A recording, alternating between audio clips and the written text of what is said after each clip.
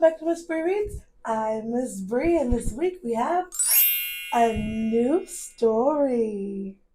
The author writes the story, the illustrator draws the picture. We got the front, we got the back, we got the spine, ah. The title of the story is Meet June, written by April Martin.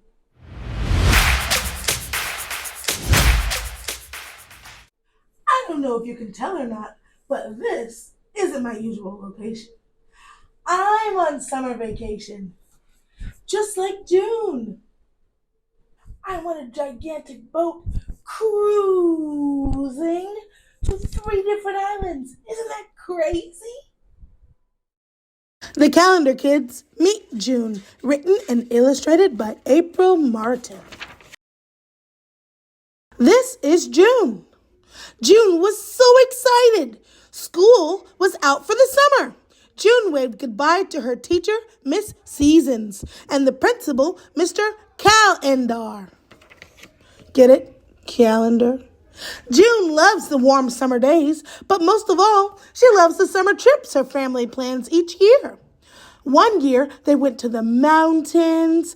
Another year, they went on a cruise to an island. Last year, they went on a trip to ride roller coasters. This year, June's family planned a fun trip to the beach to celebrate Father's Day. I want my mommy! Before they left for their summer trip, June spent her days playing with her closest friends, May and July. It was their tradition to start the summer off with a water play day. Sandy, her pet hermit crab, loved to play with them too. May, June, and July also loved to go to summer camps together. At the beginning of the summer, they went to art camp. They used their imaginations to create fun pieces of art. Wow, that's got to be July with the firecracker hair. Oh my gosh. While at art camp, May, June, and July also made Father's Day cards. May made a card for her grandpa, June made a card for her dad, and July made a card for his stepdad. June was thrilled with her card. It was perfect. She couldn't wait to give it to her dad for Father's Day. The only thing June had left to do was to come up with a gift to give him. Last year, she gave him a mug. He loves his coffee. The year before that, she gave him an apron to wear while he grilled burgers. It says, "Number 1 Dad." This year, she just couldn't decide what to do for her dad. The day of their family trip finally came. After June made a checklist and packed her bags, she was ready for their beach adventure. She packed a bathing suit, sunscreen, flip-flops, towel, goggles, and Dad's card is left to be checked. Sandy packed his shells, too. On the drive to the beach, June thought of gifts for her dad.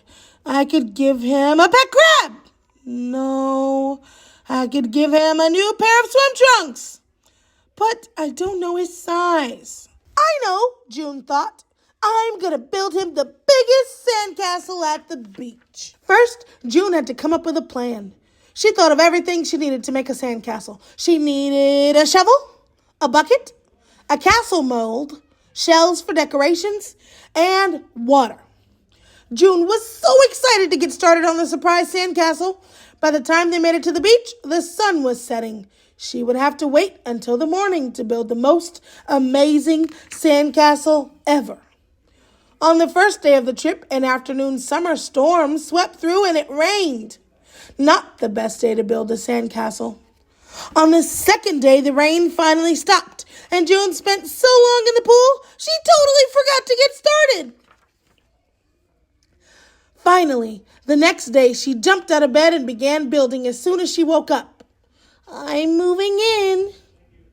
It's a beautiful sandcastle, she thought. Until the tide washed it all away. My house. Oh no! This is harder than I thought it would be, June sighed. I will just have to give him my card. June slowly walked back to the hotel room to get her card from art camp ready for Father's Day. But it was nowhere to be found. June realized she'd left it at home. I have nothing for Daddy now, she cried. June was so sad. She wanted her dad to know how much she loved him. That night, while she was laying awake in bed, June decided to come up with another plan. She thought, and she thought, and she thought. Aha! Tomorrow I will make Daddy something even more special. Instead of a sandcastle, June created a note in the sand. She used what she had with driftwood, seashells, seaweed, and starfish. She placed the last shell, and it was wonderful. Nothing will destroy this, June said with glee.